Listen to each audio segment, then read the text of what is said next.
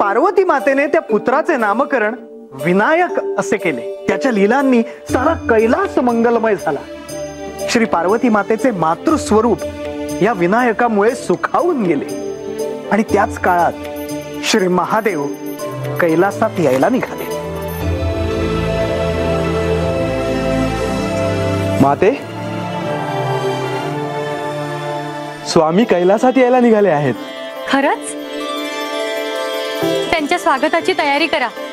त्यांच्या वाटेत फुलांच्या पायघड्या घाला। जशी आपली आज्ञा।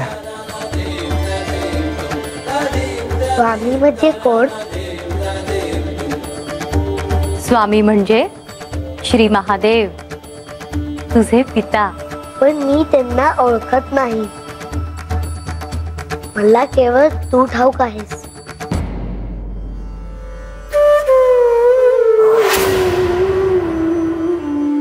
इतक्या काळानंतर श्री महादेव कैलासात परत येणार म्हटल्यावर श्री पार्वती देवी आनंदित झाल्या। सारा कैलास त्यांच्या स्वागतासाठी सज्ज झाला। जयाद्री,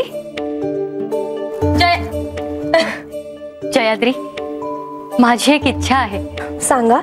स्वामी कधीही कैलासात येतील, त्यांच्या समोर मी शृंगार करून जावं आणि त्याआधी मी कोणाच्याही दृष्टीस पडू नये। सर्वप्रथम मला त्यांनीच पाहावं। होय देवी, मी माझ्या स्वतःच्या हाताने तुम्हाला असं सजवेन की श्री महादेव पाहताच प्रसन्न होतील।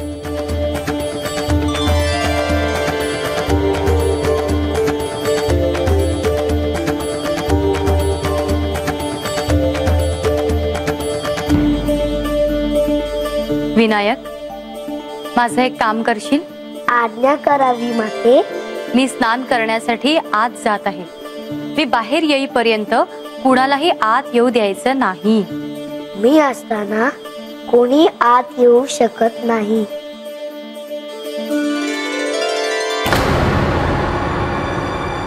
श्री पार्वती देवींचा पुत्र विनायक हा कोणालाही ऐकायला तयार नव्हता। त्याला समजावण्याचे सर्व प्रयत्न झाले।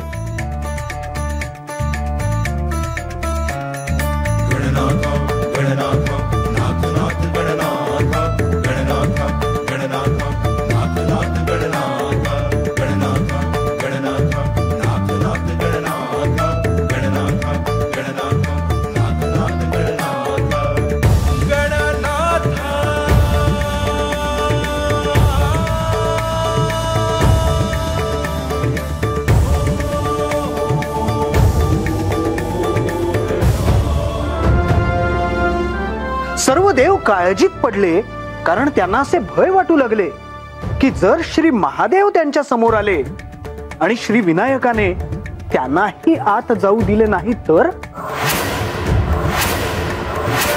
कारण विनायकासाठी मातेची आज्ञा हा शेवटचा शब्द होता आणि श्री महादेव एका क्षणी विनायका समोर आले।